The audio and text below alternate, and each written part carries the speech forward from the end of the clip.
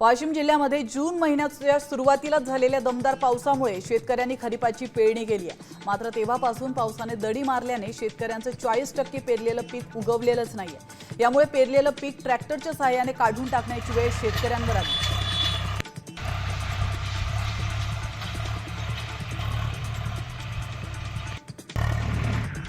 उधारीवर सिगरेट न दिल्यानं 17 वर्षीय अल्पवयीन मुलाने महिलेची हत्या केली आहे। चंद्रपूरच्या राजुरा शहरामध्ये ही घटना घडली आहे। कविता रायपुरे या महिलेचं किराणा दुकान होतं, तर आरोपीची या महिलेकडे उधारी होती आणि त्यामुळे सिगरेट देण्यास तिने नकार दिला।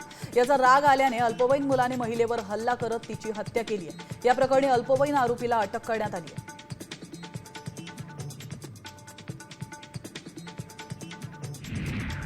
नागपूरमधील वैद्यनाथ चौक ते अशोक चौक मार्गावर 2 ट्रकला भीषण आग लागली होती। एकामागे एक 2 ट्रक हे उभे असलेल्या 2 ट्रकला आग लागली आहे। आगीचं कारण अद्याप अस्पष्ट आहे आणि सुदैवाने यात कोणतीही जीवितहानी झालेली नाही।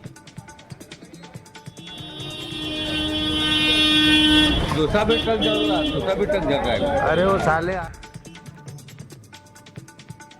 यवतमाळच्या उमरखेड ते करोडी रस्त्याची अवस्था दयनीय झाल्याने जलसमाधी आंदोलन करण्यात आलंय। नागरिकांना तारेवरची कसरत करावी लागते। बांधकाम आणि पुलांची उंची वाढवावी या मागणीसाठी प्रहारने पैनगंगा नदीमध्ये आंदोलन केलं। दरम्यान बांधकाम विभागाच्या अधिकाऱ्यांनी लेखी आश्वासन दिल्यानंतर आंदोलन स्थगित करण्यात आलं।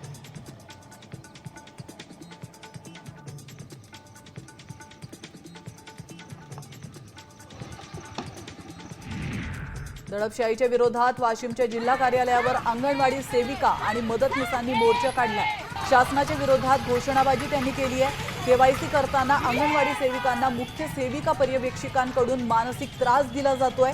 त्यांना अपशब्द वापरणे, कामातून कमी करण्याची धमकी देणे असे मानसिक त्रास दिल्याचा आरोप निवेदनात करण्यात आला।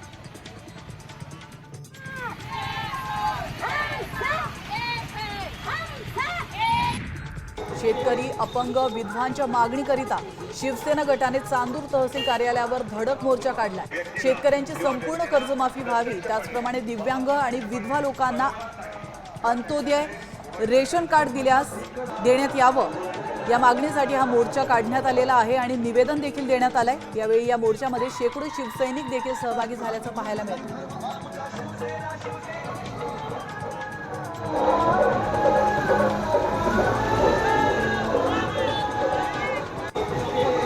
तुम्हारी